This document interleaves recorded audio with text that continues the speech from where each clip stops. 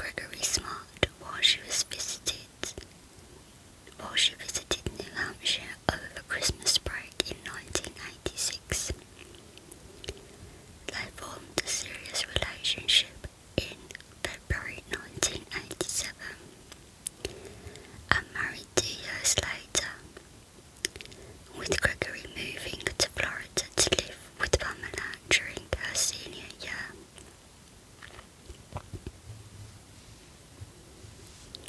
The couple shared a passion for heavy metal music. However, 7 months into their marriage, they began having difficulties in their relationship. Pamela took a job as a media coordinator at Winnacunnet High School in Hampton, New Hampshire, where she met high school sophomore William, known as Billy Flynn, at Project Self-Esteem, a local drug awareness program at Winnacunnet High School where both were volunteers. They bonded over their mutual interest in heavy metal. Pamela also met another intern named Cecilia Pierce, who was friends with Flynn. On 1st of May 1990, Pamela Smart came home from a meeting at work to find her condominium ransacked and her husband Gregory murdered. Police officers said the crime scene looked like a disrupted burglary.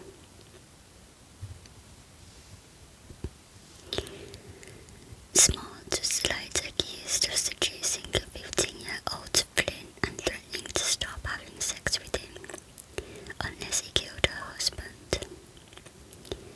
Flynn did so with the help of friends Patrick, known as P. Randall, Vance, known as J.R., Lateen Jr. and Raymond Fourwheel.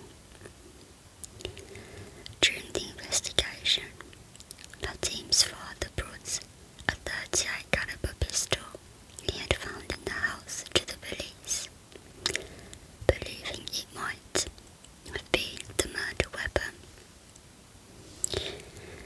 On May 14th, an anonymous tip also indicated that Pierce was aware of the plan. Police talked to Pierce, who agreed to wear a wire and record conversations with Smart, in hopes that she would say something incriminating, which she did.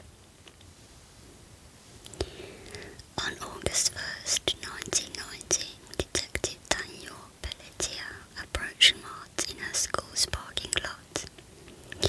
Smart recognised him, having spoken to him on at least 6 other occasions. Taken by surprise, she asked, "What's up?" "Well, Pam," Pelletier said in the recording, "I have some good news and I have some bad news. The good news is that we've solved the murder of your husband. The bad news is you're under arrest." "What for?" Smart asked. First-degree murder. Smart was then handcuffed and arraigned at the Derry District Court and jailed at the New Hampshire State Prison for Women, which was in Goffstown at the time. Smart's trial was widely watched and garnered considerable media attention, partly because it was one of the first in the US to allow TV cameras in the courtroom. She faced life in prison if convicted. Then prosecution's case relied heavily on testimony from Smart's teenage co-conspirators who had secured their own plea bargains before her trial began. When oral arguments began March 4th, 1991,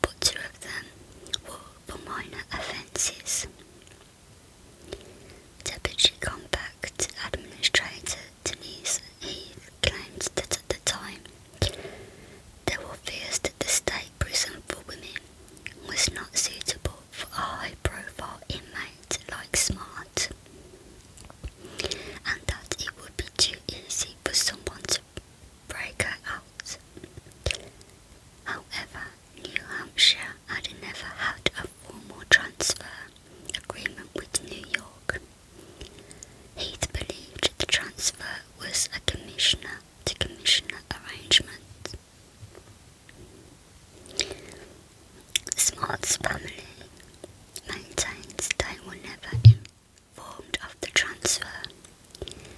Although she maintains her innocence, Smart has conceded that her husband would still be alive if she had not had what she continues to describe as an affair with Flynn, a minor. While in prison, Smart has tutored other inmates and has completed 2 master's degrees with concentrations in literature and legal studies from Mercy College, which were paid for with private funds from Mercy College. Smart became a member of the National Organisation for Women, campaigning for rights for women in prison.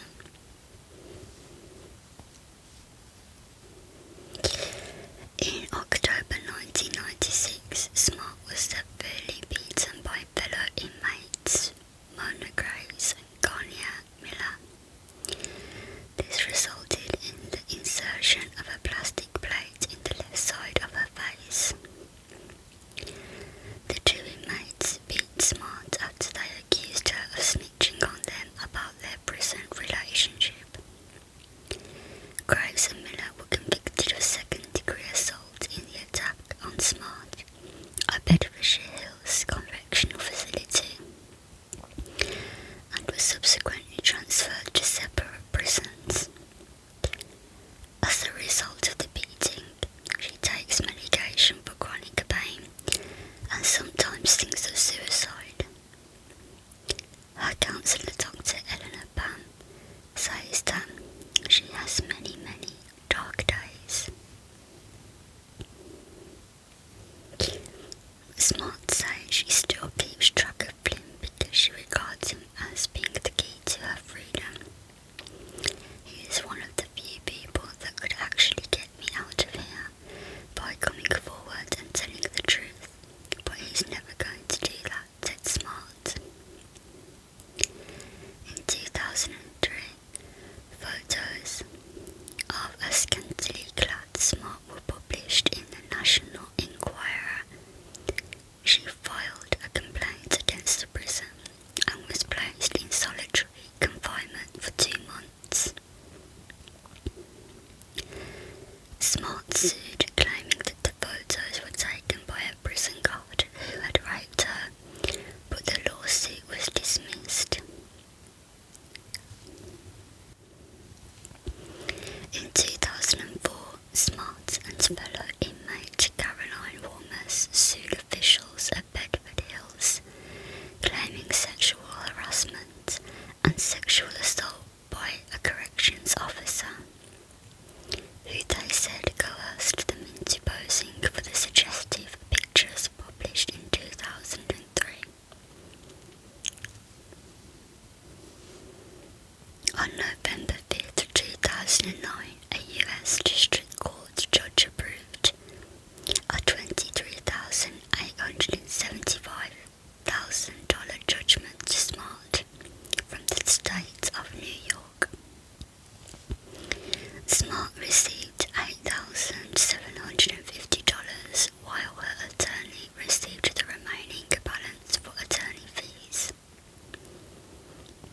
While serving her sentence, Smart took part in a writer's workshop which was facilitated by playwright Eve Ensler. The workshop and Smart's writing were exhibited in the 2003 PBS documentary What I Want My Words to Do to You. In April 2004, the first US Court of Appeals upheld a 2002 ruling by a federal judge who rejected her federal habeas petition. Previous to her federal appeal, Smart had exhausted all judicial appeals at the state level. In July 2005, the New Hampshire Executive Council unanimously denied a pardon request for any conditions the governor may seek to impose. In an interview with ABC News, Smart indicated she is was afraid of growing old and dying in prison and would rather have been given the death penalty. In 1992, Bill Flynn was sentenced to life in prison for second-degree murder, not eligible for parole for 40 years, with 12 years of the minimum sentence deferred if he maintains good behaviour. Flynn was incarcerated at the main state prison in Warren, where he earned his GED, has been active in charity work, and worked as an electrician at the prison. In 2007, Flynn sought a sentence reduction after serving 16 years, stating that he had vowed not to do so until he had spent as many years behind bars as he had spent free. He also apologised to Greg Smart's family for murdering him. The Smart family opposed the request. On February 12, 2008, the request was denied, although Flynn's earliest parole eligibility date was reduced by 3 years to 25 years, making him eligible for parole in 2015. In July 2014, Flynn was moved to a minimum security facility in Warren, Maine. The transfer allowed him to participate in a work release program. Flynn was granted parole by the State Parole Board on March 12, 2015, and was released from prison with lifetime parole on June 4, 2015, a few days past the 25th anniversary of Greg Smart's death. Like Flynn, Patrick Randall was also sentenced to life in prison for second-degree murder, eligible for parole after 40 years with 12 years deferred, making him eligible as early as 2018. He too served his sentence at the main state prison in Warren, Maine. In March 2009, a judge reduced